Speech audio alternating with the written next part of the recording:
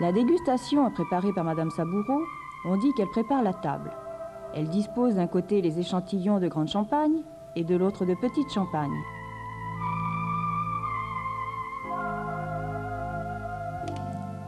Les étiquettes d'identification des flacons sont cachées car la dégustation se fait à l'aveugle. Un verre est placé devant chaque bouteille, ensuite des bandes de papier sur lesquelles chaque dégustateur mentionnera ses commentaires.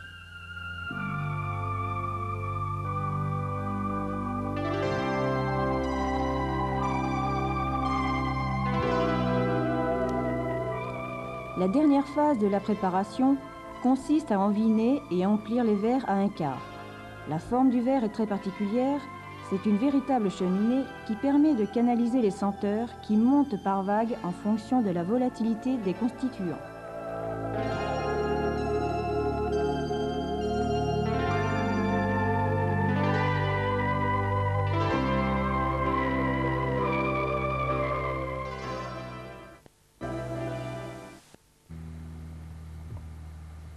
Sur la table, des grands d'un côté, les petites de l'autre, et les bouteilles sont masquées. Nous goûtons à l'aveugle et nous ne savons pas la personne ni la quantité qui correspond à l'échantillon. Et nous remplissons les verres donc un petit tiers, si vous voulez, parce que nous goûtons en deux étapes. Nous goûtons d'abord l'eau de vie brute à 70 et ensuite, dans un deuxième temps, nous allons rajouter un petit peu d'eau distillée pour se mettre dans les conditions de, je dirais, un peu différentes pour mieux percevoir les qualités et les défauts éventuels. Voilà. Parce que la réduction peut accentuer ou au contraire atténuer les défauts. Voilà. Alors nous goûtons les grandes champagnes par rapport à une référence qui correspond à ce que nous avons rentré la semaine dernière en grande, et pour les petites, la même chose. Vous goûtez toujours les grands en premier ou les petites en Oh, premier? ben là, moi, je vais commencer par les petites, parce que ça ne change pas. Je vais commencer par les petites, puisque Pierre Arnaud, lui, a commencé par les grandes. Alors, nous sommes plusieurs, donc du département vieillissement, enfin, nous avons la commission de dégustation, nous sommes 6, mais il y en a obligatoirement 4. Nous ne voulons pas être trop nombreux pour ne pas se gêner, si vous voulez. Et en principe, alors, vous connaissez les règles de la dégustation, nous goûtons en fin de matinée parce que et à jeun, pour être dans les meilleures conditions. Et évidemment, il n'est pas question d'avoir fumé avant, ni de s'être aspergé de collage, parce que vous seriez gêné et vous gêneriez les autres. Voilà.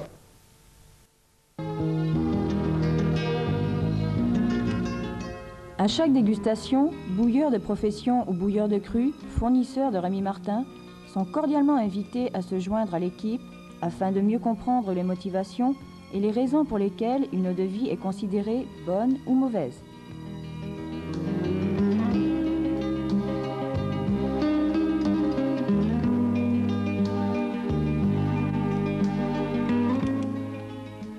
Une question de nez et de mémoire. Au niveau des commentaires, le dégustateur laisse libre cours à son imagination. 800 termes évocateurs de noms de fleurs, de pâtisseries, de parfums et d'autres moins poétiques sont actuellement répertoriés. Les dégustateurs doivent avoir en mémoire les 800 caractères différents.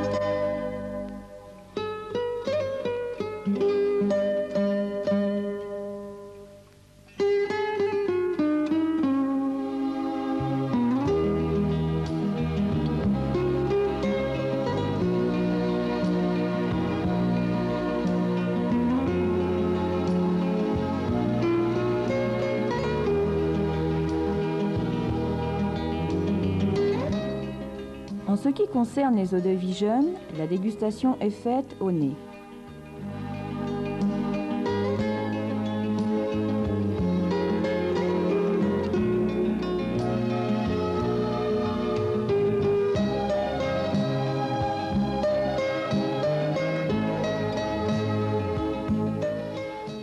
travail de la dégustation se fait en 2 phases, la première en eau-de-vie brute, 70 degrés, et la deuxième en eau-de-vie réduite, 40 degrés.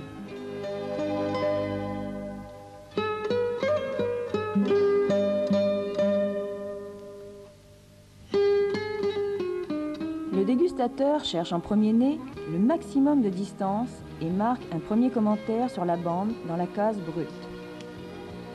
En deuxième nez, il remue légèrement le verre pour permettre aux senteurs moins volatiles d'être perçues et précise ainsi son premier avis. L'opération se renouvelle pour chaque échantillon.